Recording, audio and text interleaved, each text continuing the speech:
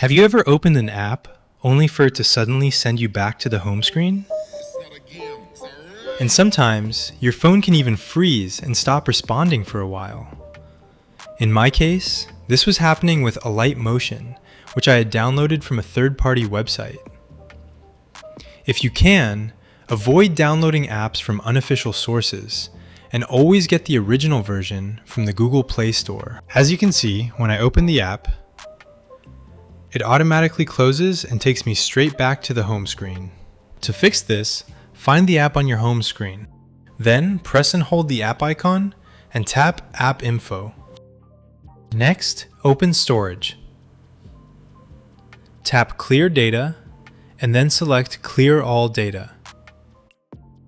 Keep in mind that this will remove the app's saved data and settings, so make sure you don't need anything stored inside the app before doing this.